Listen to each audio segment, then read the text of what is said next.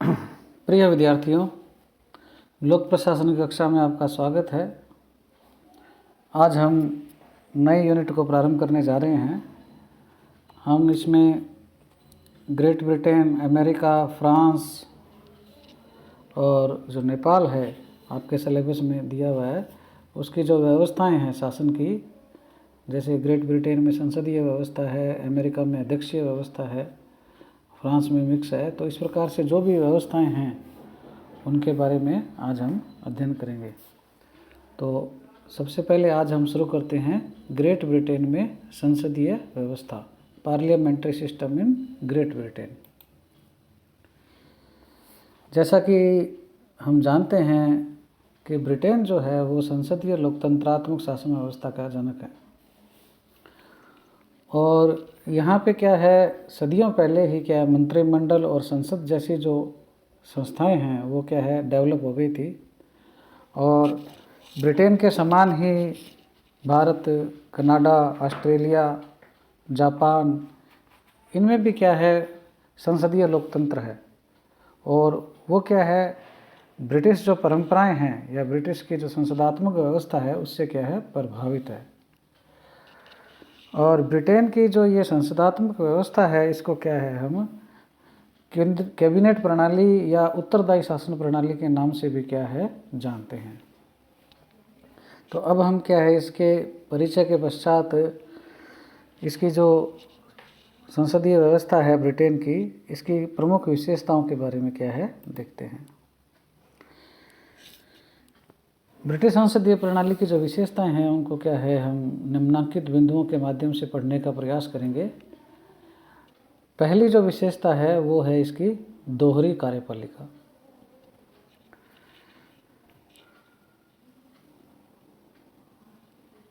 विधायिका के द्वारा जो भी बनाए गए कानून हैं उनको क्या है लागू करने का या क्रियान्वित करने का जो जिम्मा है वो किसके पास होता है, राजनीतिक कार्यपालिका के पास होता है।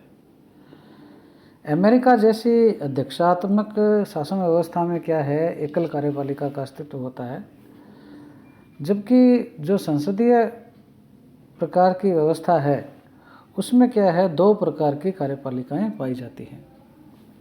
एक तो होती है नाम मात्र की कार्यपालिका और दूसरी होती है वास्तविक कार्यपालिका। ये आप क्या है फर्स्ट ईयर कक्षा में भी क्या है, बीए प्रथम वर्ष में भी आप क्या है, जब भारत में लोक प्रशासन में आप लोगों ने जब राष्ट्रपति का अध्याय पढ़ा था, प्रधानमंत्री के बारे में पढ़ा था, तो उसमें भी ये चीज़ें आई थी। और सेकेंड ईयर में भी क्या है ये आपके संसदीय व्यवस्था वगैरह सब आया था।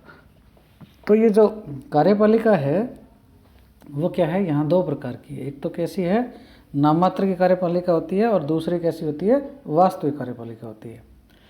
ब्रिटेन में क्या है सम्राट जो है वो क्या है नाम मात्र की या जिसको हम दूसरे शब्दों में कहें संवैधानिक प्रमुख के रूप में क्या है कार्यपालिका है। जबकि वास्तविक कार्यपालिका जो है वो कौन सी है, ब्रिटेन के अंदर प्रधानमंत्री व उसकी मंत्रिपरिषद है।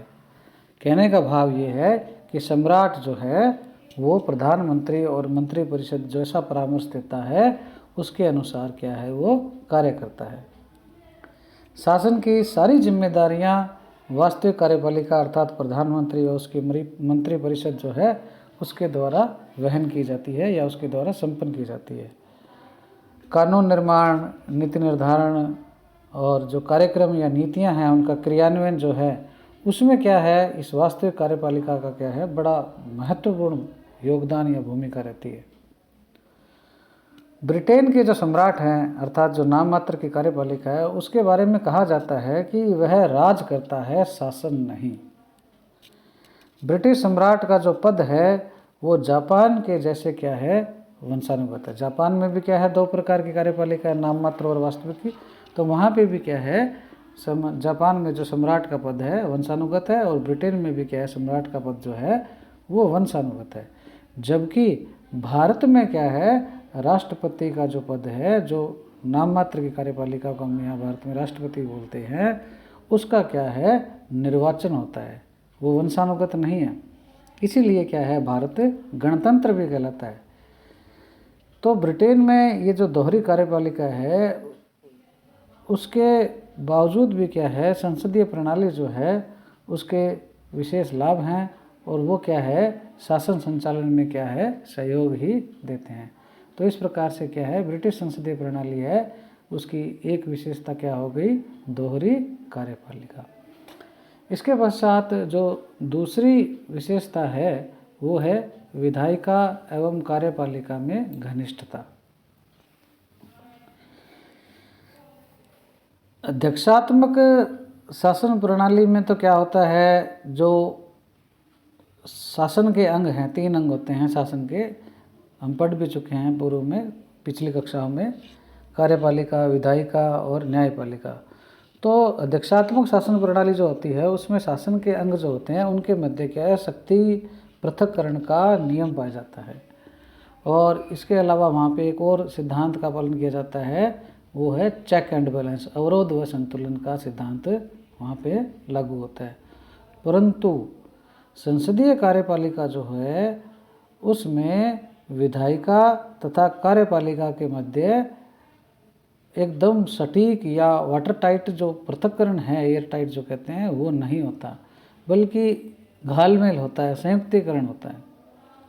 ब्रिटिश मंत्रिपरिषद जो वास्तविक कार्यपालिका का पर्याय है, या यूँ कहें वास्तविक कार्यपालिका है, उसका निर्माण जो है वो संसद के सदस्यों में से ही होता है। अर्थात कोई सांसद जो होगा, संसद का जो सदस्य होगा और जिस दल को बहुमत होगा उसका ही क्या है, कार्यपालिका का निर्माण होता है। इसी प्रकार जो मंत्रिपरिषद है उसको भी क्या है, जो लोक सदन है उसमें क्या है, विश्वास मत क्या है, बनाए रखना जरूरी होता है।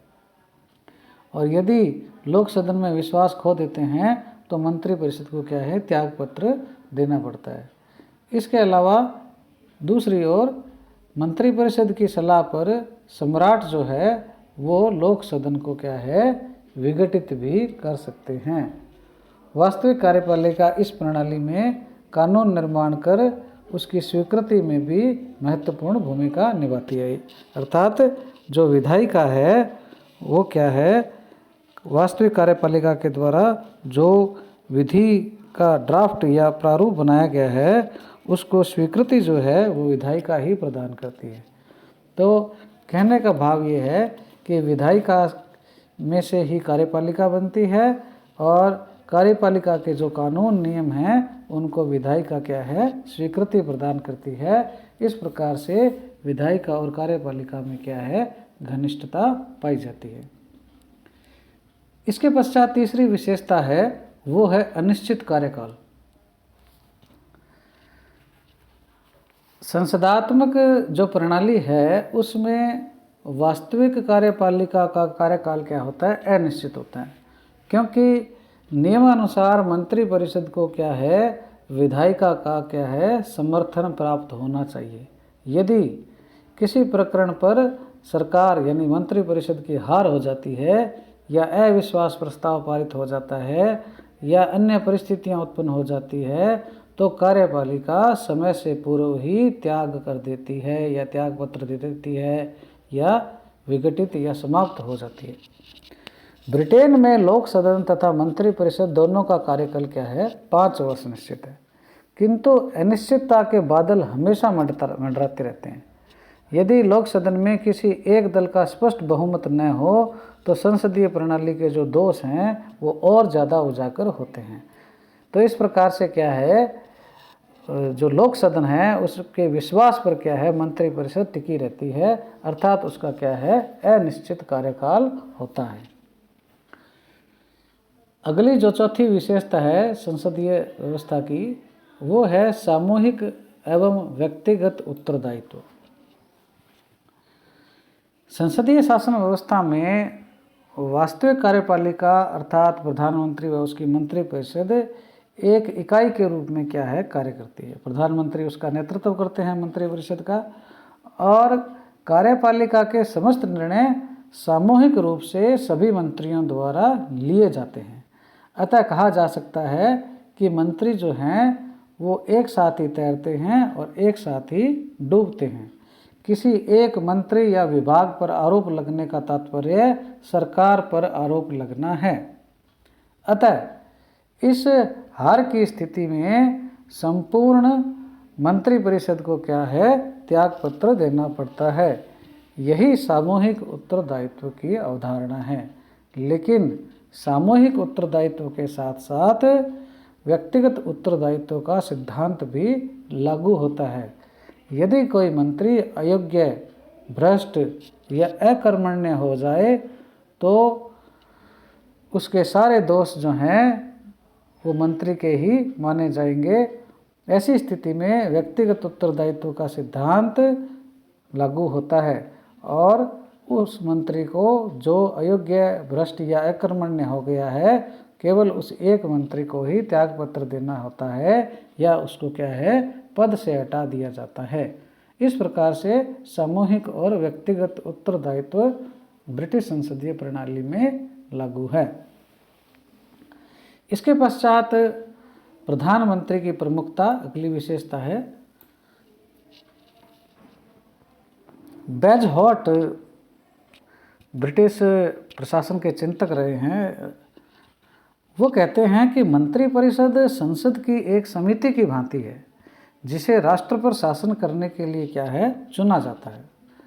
मंत्रिपरिषद का जो अध्यक्ष है वो होता है प्रधानमंत्री और प्रधानमंत्री को यह स्वतंत्रता रहती है कि वह अपनी इच्छा से क्या है, मंत्रियों का चयन करे एवं उनका विभाग एवं स्तर जो है वो निर्धारित करे। मंत्रिपरिषद के अध्यक्ष के रूप में प्रधानमंत्री की स्थिति समकक्षों में क्या है, श्रेष्ठतम की होती है। वह मंत्रिपरिषद का अध्यक्ष ही नहीं बल्कि संरक्षक, निर्माता, नेतृत्वकर्ता और समन्वयकर्ता भी होता है। प्रधानमंत्री के त्यागपत्र या मृत्यु की स्थिति में संपूर्ण मंत्रिपरिषद जो है वो भंग हो जाती है। संसदीय लोकतंत्र में प्रधानमंत्री केवल मंत्रिपरिषद का ही प्रमुख नहीं होता बल्कि वह संसद में, सार्वजनिक कार्यक्रमों में, केंद्रीय सचिवालय में तथा अंतर्राष्ट्रीय सम्मेलनों में संपूर्ण राष्ट्र का प्रवक्ता भी होता है। तो इस प्रकार से प्रधानमंत्री जो है संसदात्मक व्यवस्था में बहुत महत्वपूर्ण व प्रमुख के रूप में भूमिका निभाते हैं। अगली जो ब्रिटिश संसदीय प्रणाली है उसकी विशेषता है राजनीतिक सहजातीयता। इसके अंतर्गत क्या है, संसदीय प्रणाली में प्रधानमंत्री एवं उनकी मंत्रिपरिषद बहुमत वाले राजनीतिक दल के सदस्यों से क्या है, युक्त होती है। अर्थात जिस पार्टी को बहुमत होता है उनसे क्या है, उनकी सरकार अर्थात मंत्रिपरिषद बनती है। यदि एक या एक से अधिक दलों की संयुक्त सरकार हो तो उनमें कुछ सहमतियों के बिंदु क्या है, तय होते हैं और वो समान होते हैं। सामान्यतः एक ही दल के सदस्य मंत्रिपरिषद में होने पर इसे क्या है, राजनीतिक सहजातीयता कहा जाता है। जब एक ही दल के सदस्य होंगे मंत्रिपरिषद में तो उसको क्या कहेंगे, राजनीतिक सहजातीयता। ब्रिटेन में जो कि दो ही दलों का प्रभुत्व है अर्थात वहाँ द्विदलीय व्यवस्था है, कुछ छोटे दल भी हैं परंतु दो दल ही मेन हैं, उनकी ही सरकार बनती है। अतः एक दल क्या है, सत्ता में रहता है और दूसरा दल क्या है, विपक्ष में बैठता है। मंत्रिपरिषद के सदस्यों में सहजातीयता होने पर प्राय सामूहिक उत्तरदायित्व व गोपनीयता की भावना बनाए रखना क्या है, सरल हो जाता है। तो ये क्या है, राजनीतिक सहजातीयता की विशेषता है। भारत में बहुदलीय व्यवस्था है तो इसलिए क्या है, गठबंधन सरकारों में ये नहीं पाई जाती। अगला जो विशेषता है वो है गोपनीयता। संसदात्मक लोकतंत्रात्मक शासन प्रणाली वाले देशों में प्रधानमंत्री व अन्य मंत्रियों को पद व गोपनीयता की शपथ लेनी होती है। इस शपथ के अनुसार सरकार के महत्वपूर्ण निर्णयों को गुप्त रखना जरूरी है। मंत्रिपरिषद के निर्णय भी सामूहिक रूप से आपसी सहमति से लिए जाते हैं तथा किसी मुद्दे पर किसी मंत्री की असहमति हो जाए तो एक ही विकल्प होता है कि वो मंत्रिपरिषद से क्या है, त्यागपत्र दे दे। पिछले 1-2 दशकों से ब्रिटेन और भारत में कुछ ऐसे प्रकरण या उदाहरण सामने आए हैं जिसमें क्या है, गोपनीयता को भंग करने के मामलों में कुछ राजनेताओं ने क्या है, मीडिया का सहारा लिया, लेकिन सामान्यतः क्या है, गोपनीयता बनी रहती है। इसके पश्चात अंतिम जो विशेषता है वो है राजनीतिक सामंजस्यता। संसदीय प्रणाली में कार्यपालिका का निर्माण क्या होता है, विधायिका के सदस्यों से होता है। ऐसी स्थिति में विपक्षी राजनीतिक दलों के मध्य प्रतिस्पर्धा में वृद्धि होना स्वाभाविक है, किंतु कुछ ऐसे मुद्दे होते हैं जो राष्ट्रीय हित से क्या है, जुड़े होते हैं। ये जो मुद्दे हैं उनके समाधान या उनसे संबंधित कानून निर्माण के लिए यह जरूरी है कि राजनीतिक सामंजस्यता बनी रहे। संसदीय प्रणाली में ज़्यादातर विधेयक मंत्रिपरिषद के सदस्यों द्वारा सदन में क्या है, प्रस्तुत किए जाते हैं। विधेयकों को पारित करवाने या अन्य कामकाज निपटाने के लिए जो सत्ता पक्ष है उसको क्या है, विपक्ष के सहयोग की ज़रूरत रहती है। यद्यपि भारत व जापान में विधायिका राजनीतिक द्वेषों का अखाड़ा बन जाती है, किंतु ब्रिटिश जो परंपराएं हैं वो क्या है, कुछ परिपक्व व दायित्व बोध का प्रमाण देती रहती है। तो इस प्रकार से जो ब्रिटिश संसदीय प्रणाली है, ब्रिटेन जो है संसदीय प्रणाली का जनक भी माना जाता है, तो वहाँ काफ़ी परिपक्व है संसदीय प्रणाली, बहुत पुरानी भी है। तो इस प्रकार से क्या है, आज हम लोगों ने ब्रिटिश संसदीय प्रणाली की प्रमुख विशेषताओं के बारे में पढ़ा। कल हम लोग जो ब्रिटिश संसदीय प्रणाली है उसके क्या लाभ हैं और उसकी क्या हानियां हैं उनके बारे में पढ़ेंगे।